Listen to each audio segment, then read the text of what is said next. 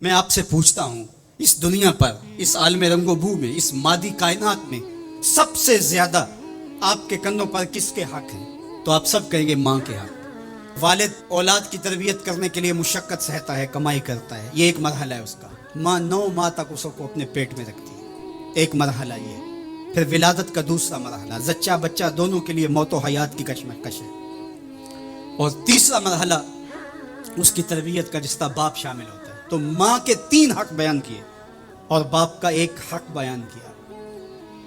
مجھے بتاؤ، وہ ماں اور وہ باپ جو اولاد کو اپنی آنکھوں کا تارا اور نور نظر کہتی ہے، کیا اس کے حق ساری زندگی بھی کوئی لگا رہے تو ادا کر سکتا ہے؟ کسی نے کہا کہ میں نے ماں کو اپنے کندھوں پہ اٹھا کے حج کروایا، اور موسم میں حدت اور گرمی اتنی تھی کہ گوشت کا ٹکڑا زمین پہ پتھر پہ ڈال دیا جاتا تو وہ بھن کے کباب بن جاتا۔ کیا میں نے اپنی ماں کا حق ادا کر دیا؟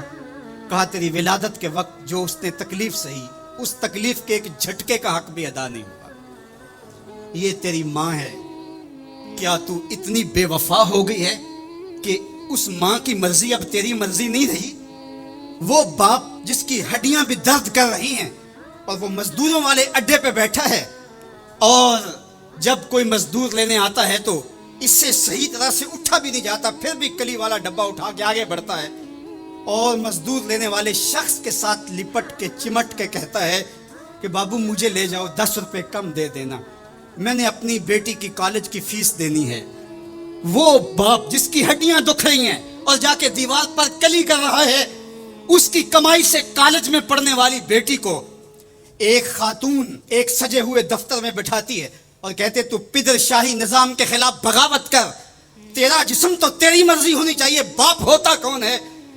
وہ بیٹی اس کے منہ پہ تھپڑ مارے، وہ کلی کر کے میرا پیٹ پالتا رہا اور میری فیسیں ادا کرتا رہا، میں تو اپنی زندگی کی ایک سانس بھی اپنے باپ کے نام کر دوں، حق پھر بھی ادا نہیں ہو سکتا ہے۔ میرا باپ میری تعلیم کا ضامن ہے، میری زندگی کا ضامن ہے، میری عزت اور آبرو کا پہرے دار ہے۔ اللہ اکبر، معاشرہ بدل گیا، حالات کے تیور تبدیل ہو گئے، بغاوتیں بھر گئیں، وفاؤں نے دم توڑ دیا، مغربی تہذیب کی یلغار نے مرد آوارہ، بیکار و زن کمار باش کیا معاشرہ تخلیق کیا جا رہا ہے۔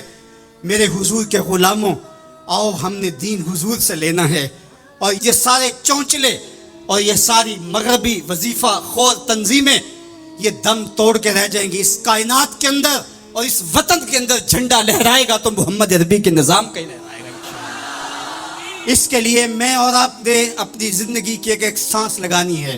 ہم حضور کے دین کو کھڑا کرنے کے لیے اور حضور کے نظم کو غالب کرنے کے لیے اپنی زندگی کے ایک سانس کو حضور کے نام وقف کریں گے۔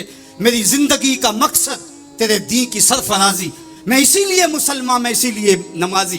ہمارے اوپر سب سے بڑا حق ہمارے اللہ کا ہے، پھر رسول اللہ کے حق ہیں، پھر اس کے بعد ہماری ماں کے، ہمارے باپ کے، ہمارے مرشدوں کے، ہمارے استاد۔ ہم احسان فراموش لوگ نہیں ہیں کہ کبھی باپ کو پدر شاہی نظام کے ساتھ مسترد کریں، کبھی ماں کے چہرے پہ لات مار دیں کہ تم کون ہوتی ہو میری زندگی میں مداخلت کرنے والی۔ ہم تو رشتہ بھی کرنا ہوتا ہے تو بوڑھی دادی امی سے بھی پوچھتے ہیں، جب تک وہ ہاں نہیں کرتی تو گھر کے اندر ماحول ہی نہیں بنتا ہے۔ ہمارا دین، ہمارا کلچر، ہماری تہذیب، ہمارا تمدن ہمیں یہ سکھاتا ہے، لیسا منا من لم یرحم صغیرنا ولم یوقر کبیرنا، جو چھوٹوں کے ساتھ شفقت سے پیش نہیں آتا اور بڑوں کے ساتھ جو ہے وہ توقیر سے پیش نہیں آتا۔ میرے حضور نے فرمایا میرے ساتھ اس کا کوئی تعلق، کوئی ربط، کوئی رشتہ نہیں ہے۔ تو ہمارا دین تو ہمیں یہی سکھاتا ہے۔